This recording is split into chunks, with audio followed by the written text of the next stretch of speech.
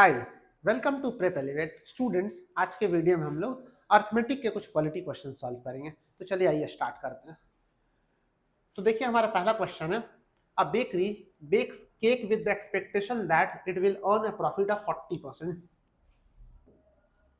by selling each cake at mark price, but during the delivery to showroom 16% of the cakes were completely damaged and hence could not be sold. 24% of the cakes were slightly damaged and hence could be sold at 80% of the cost price. The remaining 60% of the cakes were sold at mark price. If the total profit earned by the bakery is rupees 544, find the total cost incurred by the bakery. ऐसा question पढ़ने में लेंदी लग रहा है but straight forward, बहुत ज्यादा tough question नहीं है।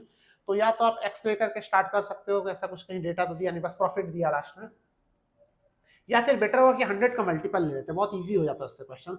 टोटल नंबर ऑफ केक्स को भी 100 का मल्टीपल या फिर 100 ले लेते हैं, और cost price of each cake उसको भी हम लोग 100 से स्टार्ट कर सकते हैं। तो ये क्योंकि मैक्सिमम डेटा परसेंटेज में इजी हो जाएगा कैलकुलेट करना, तो बेस्ट होगा हम लोग CP of each cake 100, cost per bakery 100 rupees, ठीक है।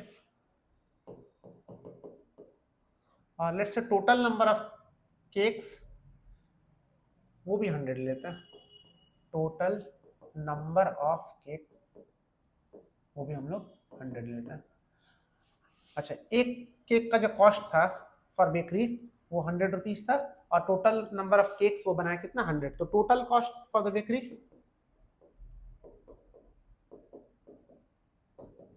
100 into 100 इज इक्वल टू 10,000, ठीक है। तो 10,000 रुपीज टोटल कॉस्ट है। अब देखते हैं रिटर्न कितना आता है। अच्छा, यहाँ पे पूछा है कि टोटल कॉस्ट है, तो अगर टोटल कॉस्ट पूछा, हम टोटल कॉस्ट को कैसे ले सकते हैं, बिल्कुल ले सकते हैं। लास्ट में यूनिटरी मेथड लगा लेंगे हम लोग, बस परसेंटेज प्रॉफिट लगा निकाल लेते हैं और लास्ट में यूनिटरी लगा लेंगे तो इजी हो जाएगा बहुत। तो 10,000 कॉस्ट है। अभी लिखा है कि मार्क प्राइस क्या 40% अबव है, तो कॉस्ट प्राइस अगर 100 हो तो मार्क प्राइस 140, ठीक है।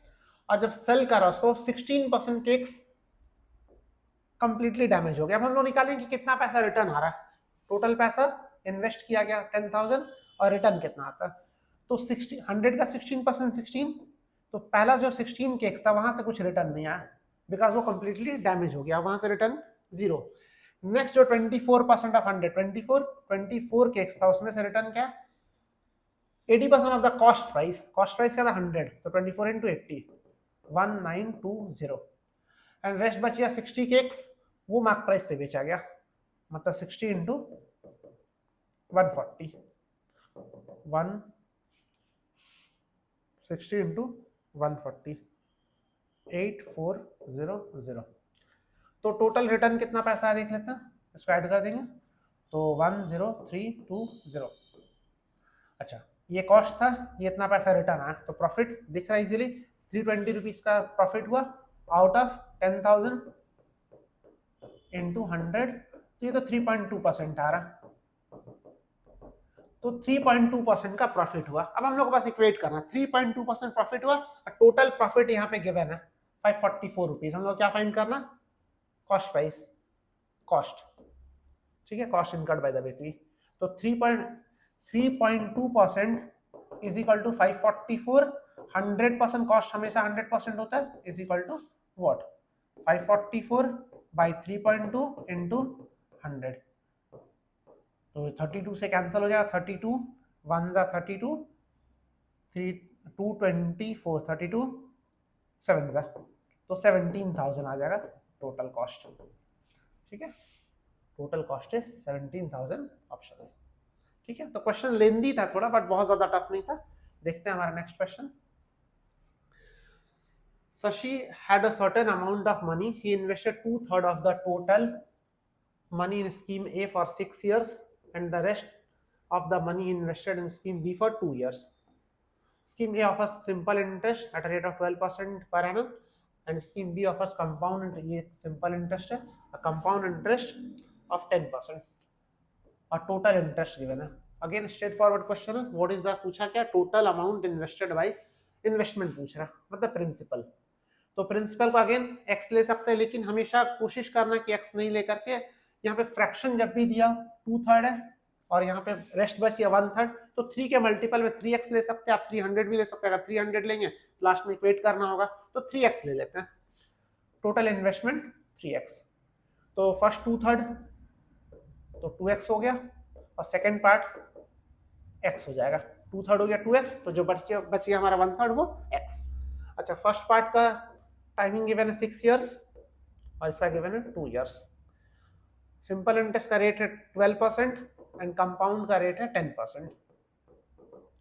और गिवन क्या, ये जो डेटा ये टोटल इंटरेस्ट है, तो कुछ नहीं करना हम लोग को, इंटरेस्ट से इक्वेट करना। तो सिंपल इंटरेस्ट देखिए 2x पे 12 6 72%, तो 2x इंटू 72% प्लस यहाँ पे कंपाउंड पे ध्यान देना 10% है, बट कंपाउंड इंटरेस्ट में फर्स्ट ईयर 10% होता है, नेक्स्ट ईयर 10% प्लस 10 का 10% 1 मतलब 11, तो 10 प्लस 11 ये 21% होगा, तो x का 21%। ठीक है, पहला साल 10%, दूसरा साल 10 नहीं होता 11 होता है, क्योंकि 10 का 10% इज 1%। और ये टोटल इंटरेस्ट गिवन है, इससे इक्वेट कर देंगे तो आ जाएगा 2750। तो ये 100 वहां चला जाएगा, 144x plus 21x is equal to 275000 165x is equal to, एक जीरो शायद कम है, नहीं ठीक है, 27500। so x is equal to 27500 by 165। May be cancel ना हो, 5 से कैंसल, 11 से कैंसल, 11 15 का, 11 2 जा 22, 11 2 जा 22, 55, 11 5 जा 25,015, 5 से कैंसल होगा 5000/3। ये हम लोग का x का वैल्यू आया। क्या पूछा गया, देखो x का वैल्यू आ गया 5000/3। पूछा क्या, investment invested by him in scheme A and B together, total investment पूछा जा रहा, दैट इज 3x, तो 3 इंटू ये 3 कैंसिल हो जाएगा, तो 5000/3 इंटू 3, तो ये हो गया 5000, तो आंसर शुड बी 5000। ठीक है, तो ये भी क्वेश्चन स्ट्रेट फॉरवर्ड था, बहुत ज्यादा टफ भी नहीं था, लेंदी भी नहीं था बहुत ज्यादा, 5000 हो जाएगा आंसर। ठीक है, देखते हैं next question. A sum of money was invested for 14 years in scheme A, which offered simple interest at a rate of 8% per annum. The amount received from scheme A after 14 years was then invested for 2 years in scheme B, which offers compound interest compounded annually at the rate of 10% per annum. The interest received from scheme B was, ये B का interest है, what was the sum invested in scheme A? तो इस question में बोल रहा है कि पहले पैसा को इन्वेस्ट किया गया सिंपल इंटरेस्ट पे 14 इयर्स के लिए, फिर वहां से जो इंटरेस्ट नहीं शायद अमाउंट है, वो भी देखना जरूरी है, द अमाउंट, तो जो पैसा मतलब प्रिंसिपल प्लस इंटरेस्ट, जो पैसा स्कीम ए से है उसको बी में इन्वेस्ट कर दिया गया और वहां से फिर ये इंटरेस्ट मिला, और ये कंपाउंड इंटरेस्ट है, कंपाउंड इंटरेस्ट इतना रुपया मिला। पूछा क्या, what was the sum invested in scheme A, मतलब इनिशियली कौन सा पैसा इन्वेस्ट किया तो वो पूछा। तो इस क्वेश्चन में आप एक्स ले सकते हैं, एक्स से स्टार्ट कर सकते हैं, 100 से भी कर सकते हैं, फिर लास्ट में इक्वेट करना होगा। तो चलिए एक्स से स्टार्ट करते हैं। तो इनिशियल इन्वेस्टमेंट जो था for a, let's say x, ठीक है, ये हमारा प्रिंसिपल था, इसको 14 इयर्स के लिए, 14 ईयर हमारा टाइम था और रेट गिवन था 8%।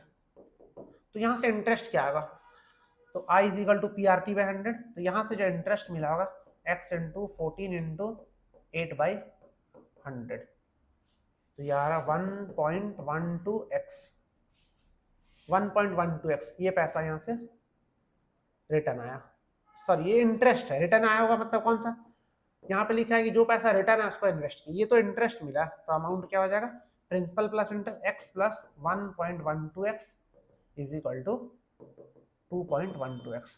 पहले यहाँ तक समझ लेते फिर आगे बढ़ेंगे। देखिए ये प्रिंसिपल था, 14 ईयर के लिए इन्वेस्ट किया गया 8% पे, तो इंटरेस्ट होता है PRT/100, तो मतलब इतना रुपया तो इंटरेस्ट मिला है, लेकिन इन्वेस्ट किसको करेंगे, प्रिंसिपल प्लस इंटरेस्ट अमाउंट को, तो अमाउंट मतलब कितना हो गया 2.12x।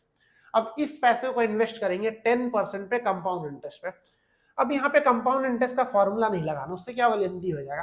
तो ऐसे वर्बली सोचना है कि अगर कंपाउंड पे लगा रहे 10% पे, 2 साल में कितना परसेंट इंटरेस्ट मिलेगा, पहला साल 10%, दूसरा साल 10% प्लस 10 का 10% इज 1%, तो टोटल हो जाएगा 10 प्लस 11 21%। कंपाउंड इंटरेस्ट में पहला साल 10%, दूसरा साल 10% और 10 का 10% मिलता है 1%, मतलब टोटल 21% इंटरेस्ट मिलेगा इस पैसा पे।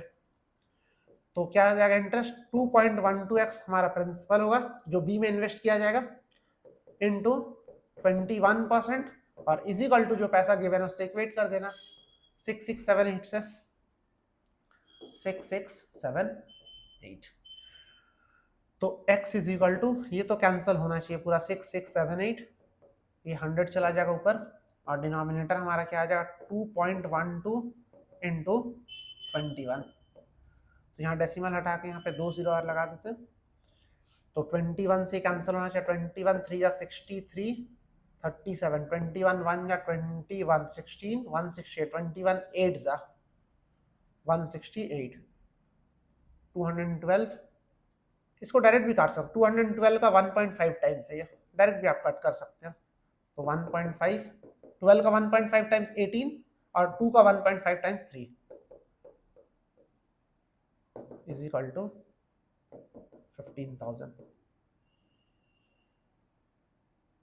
15,000।